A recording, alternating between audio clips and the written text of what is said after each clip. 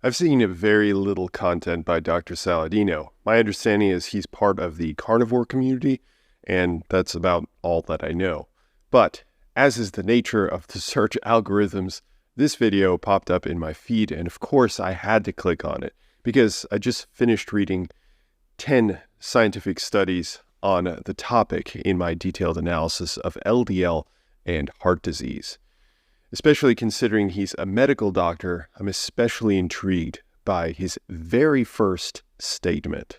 Here it is. Take it away, Dr. Saladino. Why I don't worry about my quote unquote elevated cholesterol, which should say elevated LDL, elevated low density lipoprotein.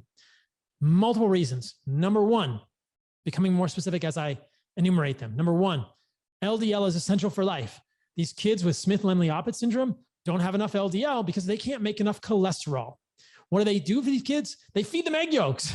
They give them as much exogenous, as much food cholesterol as they possibly can in hopes that that will help remedy the body's inability to make cholesterol. They're giving them tons of egg yolks. They're giving them cholesterol and they get better. You need cholesterol to function. Why would it be bad for humans if we are otherwise healthy? The general argument here is that we need cholesterol to function. I completely agree. We do. I don't think anyone in the scientific community would disagree, but that's not an argument. The thesis is why not worry about elevated cholesterol, not why not worry about cholesterol. Most in the scientific community would agree that we need some cholesterol. If your cholesterol is 0, you're likely dead or on your way there. But that doesn't mean that we need more than we, need. Yes, cholesterol is part of our cellular membranes, found in the neurons of the brain, the myocytes of the muscles, the goblet cells of the intestines, and many billions of other cells. But again, that doesn't mean that once all those cells are satisfied of their cholesterol fill, that we need even more of it, which is the issue. It's like saying, we need water, so therefore I don't worry about my excess water intake. Okay, but if you consume 30 liters of water, then you die. No one would say water isn't vital to life, but having none is also lethal, just as having too much is sure to have you visit your gravesite as more than just a tourist. So, I agree that we need cholesterol, but that isn't an argument for having excess cholesterol. Second thing, LDL has critical immune functions in the human body, which I'll show you guys a little later. It interrupts quorum sensing, which is the communication between bacteria. And we know in both animal and human experiments that if you decrease the LDL, animals get more sick. And in humans who have lower levels of LDL, they have increased rates of communicable infectious disease. So LDL is an immune particle. These are two critical features of LDL. Why would something that is essential for human life be bad for us if we are otherwise healthy? LDL has immune functions. I think this is a cool point. When we consider low-density lipoproteins, we consider the trafficking of cholesterol molecules and triglycerides across the body. The lipoprotein is the vessel, and the core is the inside of the package, containing all the ingredients our cells need, dropping off various molecules for their cellular workings. However, it always fills me with a bit of childlike excitement when we look at non-canonical mechanisms of our bodily processes, like LDL as an immune modulator. I did a bit of digging into the mechanism and found a few studies on the topic. So, quorum sensing is simply bacteria signaling to one another their population density. They will release molecules that bind surrounding bacteria and either activate or inhibit their growth. What's ridiculously cool is that LDL particles are associated with infection. According to this study, the researchers point out that people in a clinical setting experience worse infections if they have low LDL levels, which speaks exactly to Dr. Saladino's point. The reason is that the ApoB molecule attached to LDL particles can bind these molecules released by the bacteria and inhibit their ability to bind other bacteria, thereby reducing their signaling.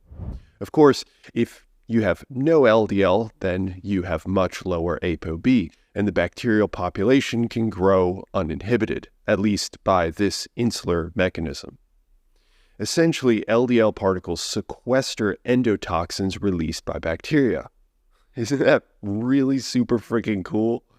So, Dr. Saladino is right. LDL aids in the process, and low LDL is associated with worse health outcomes. However, it should be noted that some people have low LDL in the hospital because other diseases drive LDL levels down, not because they actively try to keep their LDL at such low levels and thereby incur this added infection risk. Anyway, I guess we can move on. Oh, wait, what's this? Another point being made by the researchers of the exact same study. Wait a minute, this can't be right. Check this out. Together with previous reports demonstrating that hyperlipidemia also impairs lung innate defense, these results suggest that maintenance of normal serum lipoprotein levels is necessary for optimal host innate defense in the lung. The researchers are saying that while yes, very low LDL is linked to worse bacterial infections, having elevated LDL is also linked to worse infections through impairing the immune system. Then they go on to say that maintaining LDL in the normal range is the sweet spot in relation to these infection outcomes. Well, it's almost as if having too little or too much can be detrimental. Where have we heard that before? It's like saying, we need water, so therefore I don't worry about my excess water intake. Okay, but if you consume 30 liters of water, then you die. No one would say water isn't vital to life, but having none is also lethal, just as having too much is sure to have you visit your gravesite as more than just a tourist. So, I agree that we need cholesterol, but that isn't an argument for having excess cholesterol. The third thing is perhaps the most important. Context is everything. Context is everything. LDL, does it directly injure the endothelium and cause atherosclerosis, or is it a bystander, or is it a repair mechanism that is getting pulled in? Because if it is either of the latter two cases, it could associate with cardiovascular disease in those people who are metabolically unwell, but not be causing it. And I believe that is the oversight that is being made by physicians and the medical community over and over and over. If you repeat a lie often enough, it becomes the truth. I've even had preeminent lipidologists debate me on Twitter, which I don't really spend much time on anymore, saying everyone knows LDL is harmful. Who's to, 99.7% of the world's lipidologists believe LDL is harmful. Who are you to say that it's not? Well, I'm a human being that is thinking about this properly, and we would do well not to become dogmatic, which is to sacrifice curiosity for the sake of consistency. That is bullshit. I, too, am a human being that is thinking. However, I didn't learn about LDL being harmful to our blood vessels merely by being taught that in my master's and PhD, but rather because I read a multitude of studies on the topic. My analysis is public, albeit long. Anyway, let me address this first aspect of point 3, and then I believe Dr. Saladino makes another point that I'd like to address. He mentions that LDL is not a causative agent to cardiovascular disease, blood vessel atherogenesis. I'm not going to pull up every study that I analyzed, but I will point out one that had a great impact on me. It's called a Mendelian randomization trial. Essentially, the researchers of this study took people with a gene mutation in their genome that caused them to have lifelong reduced LDL cholesterol and compared them against a massive other set of individuals that do not have this mutation, thereby having normal LDL levels.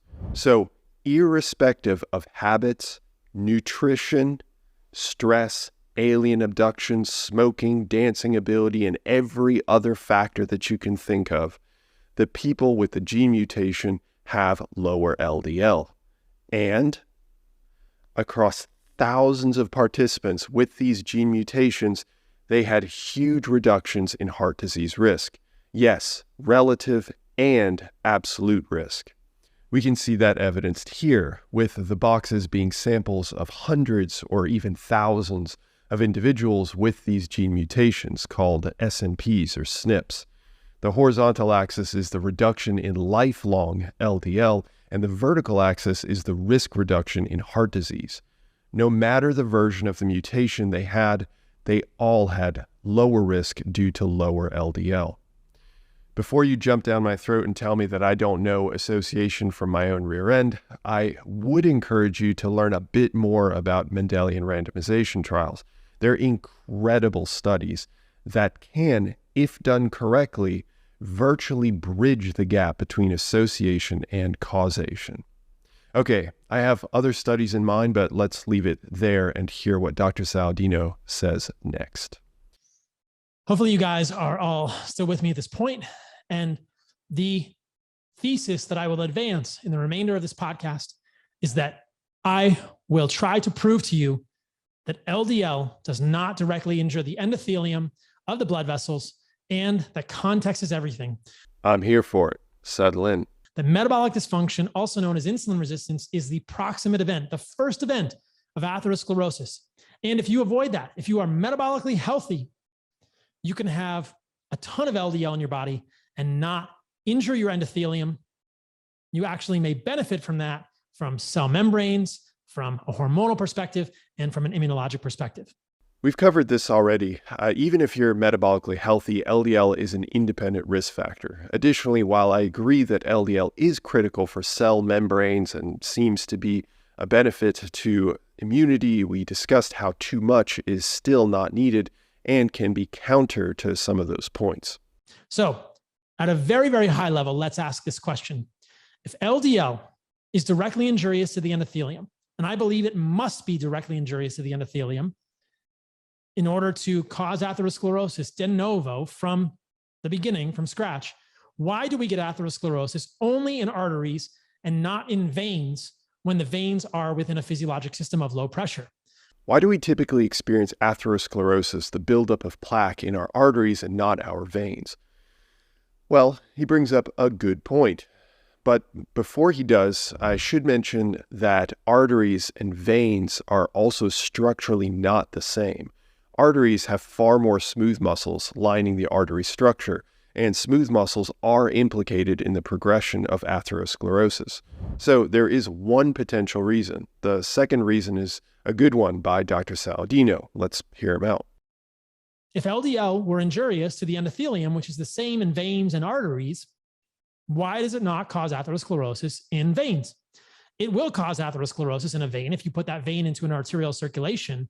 But what we know is that the higher pressure of our arteries, 120 millimeters of mercury during systole, which is when the heart contracts, 80 millimeters of mercury during diastole versus much lower pressures in the veins, does damage the endothelium. Aha. So what we need for atherosclerosis to begin is a damaged endothelium. And I think that is the key here.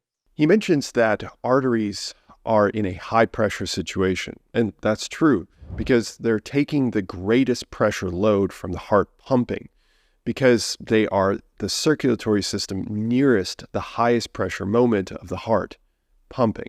I think this is a great point, and no doubt the pressure difference could easily contribute to the issue in arteries as it does not in veins.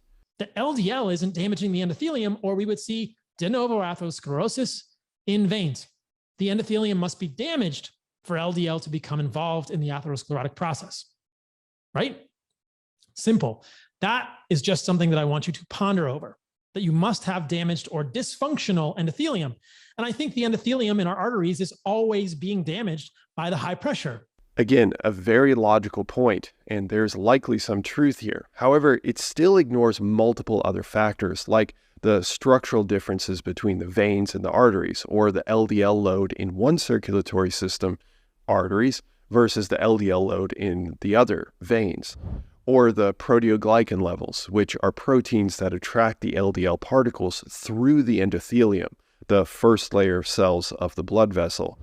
Either way, blood pressure is no doubt a factor. And I would say this. In fact, I would say this very strongly. Atherosclerosis does not exist without insulin resistance. No one ever had a heart attack, not a single individual. Well, that's not true. I can't say that. But the vast majority of people who have heart attacks, this is atherosclerosis-induced plaque ruptured heart attacks, atheromas, are insulin resistant, whether they know it or not.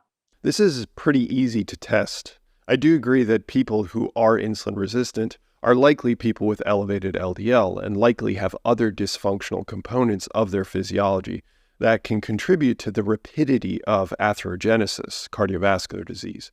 However, heart disease can form independent of insulin resistance. One of the easiest ways to test this is to return to genetics. Instead of looking at people that have favorable mutations like we did in the Mendelian trials, we can look at people who have an unfavorable gene mutation. In this case, we're looking at people who are characterized as hypercholesterolemic, which means they have a genetic disposition for increased LDL particles and cholesterol levels. So let's address this really quickly. A meta-analysis of 18 studies investigated the risk of heart disease in those individuals and found that in a quantification of risk, every study in the cohort showed an association with increased risk, except one, as seen here. Now, in full transparency, this type of analysis is not as ironclad as the Mendelian trial, so there is a potential for confounding factors. This is exactly Dr. Saladino's point. His point is that the confounding variable in all of these analyses is insulin resistance, diabetes. As you heard, without underlying insulin resistance, there is no risk of LDL being a causative factor to heart disease. Well, I have some awful news. My bedside manner isn't quite as polished as a clinician, so you'll have to excuse me if I rip the Band-Aid right off and offer the diagnosis. There have been studies that have looked at the relationship between individuals with hypercholesterolemia and diabetes, and much to my own surprise, there's actually an inverse relationship, meaning people with this genetic condition tend to have lower rates of diabetes. There may be a genetic overlap that causes this inverse relationship. So, to summarize, genetic disease that increases LDL increases risk of heart disease, and that genetic disease reduces diabetes risk, the exact opposite of what Dr. Saladino mentions. But I'd like to hit this argument with one more chair, if you'll allow a wrestling analogy. If we look at this same population, people with genetically elevated LDL levels, and we go way into childhood, we see cardiovascular disease in children. The odds that they've also developed diabetes by the ripe old age of 5 or 8 or 10 is quite small. And even if you can find some that have, they all have astronomically high LDL levels. So, which factor is more prevalent? Look, I'm not saying that diabetes and insulin resistance as a whole do not contribute to heart disease. My only argument, and it bears out massively in the data, is that LDL is one independent risk factor of heart disease, even if it isn't the only one. Overall, I disagree with Dr. Saladino, except on a few points, like the blood pressure issue impacting arteries more than veins. Is the total cholesterol. Throw it in the garbage. Just throw it in the garbage. It means absolutely nothing. Anyone who tells you my cholesterol level is high, tell them you don't know what you're talking about, because a total cholesterol is useless. You need to know what kind of cholesterol you're talking about. So that is the first piece. The second piece is called LDL. Now, LDL has a checkered history, to say the least. There is no doubt, absolutely no doubt, that LDL levels correlate with heart disease risk in large populations. That is true. I don't argue that. And yes, you do need to know your LDL. But the medical profession places way too much significance on this test. And they do it because we had a drug for it. Okay. The very first statin, lovastatin, came out in 1987. And so we put all our eggs in that one basket and said, LDL matters the most. Turns out the hazard risk ratio for high LDL and heart disease is 1.3. In other words, if you have a high LDL, you have a 30% more likely risk of developing a heart attack in your lifetime. Now, that's not nothing. That's real. That's reportable. That's public health, intervenable. I don't argue that. So you do need to know. But there's something that's much more concerning, which we'll talk about in a moment. Now, here's the problem with LDL in 10 words or less. There's not one, there's two. And when you measure your LDL, you're measuring both at the same time. Now, it turns out only one of the two matters for heart disease. The other one is actually completely cardiovascularly neutral. But the measurement picks up both at the same time. So the question to you is, how do you know which one's which? How do you know whether or not, if you have a high LDL, whether it's the kind that matters or the kind that doesn't? And that's what your doctor does not know. So he's going to say to you, well, you have an LDL level of 150 and that's high. And hey, you need a statin. Well, maybe you do and maybe you don't. But you don't need that statin based on an LDL of 150, that's for sure. What you need to know is which of the two predominate in your lab test. How do you figure that out? That's where things get a little complicated. You need to know another piece of information that's in that lipid panel, and it's called your triglyceride level. Now, triglyceride also has a checkered history. And the reason it has a checkered history is because a lot of times when people say they're getting their fasting labs done, they're not fasting. Okay. They had their bagel and cream cheese that morning and they're getting their blood drawn at 1 p.m. Okay. And that's not fasting. And so fasting triglycerides can be all over the map. But if they're really fasting, they actually tell you quite a bit. And it turns out triglycerides are much, much more indicative of a risk for heart attack than the LDL is.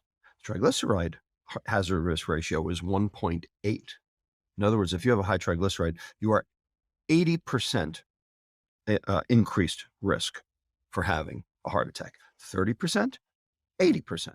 Like, which one's more important? But we don't worry about that because number one, they're all over the map because not everyone's fasting when they get their blood drawn. And number two, as it turns out, we didn't have a drug for high triglycerides until very recently.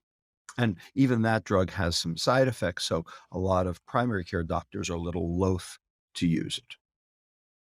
So that's sort of the nidus of the conflict, is understanding that you actually have to understand both of these pieces of information, and you have to understand their relationship to each other. So that brings us to HDL, which is the fourth part of the cholesterol panel. And what should people? A lot of people will hear this is the good cholesterol. How does this factor in? Right. So HDL is, quote, the good cholesterol. It is actually a method for lipid transport away from adipocytes and toward the liver, as opposed to from the liver toward adipocytes. And it is mostly protein rather than lipid. And so that's why it's high density, it sinks. And it has been shown in many studies that the higher your HDL is, the better your recycling capability is, and the lower your risk for heart disease is. And it turns out that there are a few variants of HDL which are even better, like HDL Milano, if you're Italian. You know, that people actually tried to give, HDL Milano to people, to see if it would improve things. It didn't. But the point is that HDL does seem to confer some protective benefit. So you would like your HDL to be high. Now, as it turns out, this was work done by Jerry Reaven back in the 1980s when he first conglomerated all of this information into one overriding concept called metabolic syndrome. He called it Syndrome X, but we call it metabolic syndrome. What he realized was that the triglyceride, when it offloaded its lipids into different tissues, those triglycerides became the bad kind of LDL, the small dense LDL. And what he realized was the HDL was protective against that. And so what he realized was that the triglyceride to HDL ratio was perhaps the single most important risk factor for determining heart disease. And that is true. The triglyceride to HDL ratio is what you really want to know. And the reason is because you're looking at the bad guy, the triglyceride, and you're looking at the good guy, the HDL, and you're looking at them in comparison to each other with the ratios. You actually have to do a computation. Most labs will give you that computation on the lab slip. And if you have a triglyceride to HDL ratio of about 1.5 or less, you'll probably live forever. If you have a triglyceride to HDL ratio of 2.5 or greater, you got a problem. Also, the thing to know is that these are race specific. So if you're an African American, your triglyceride to HDL ratio should actually be closer to 1.5, or below. So there's some, racial differences in this. So I don't want to make a, blanket statement on all of these. The point is that these different molecules that we've been talking about are evolutions of each other in terms of how they get made, how they get processed by the liver, how they end up at the fat cell, what gets offloaded, and what recirculates back.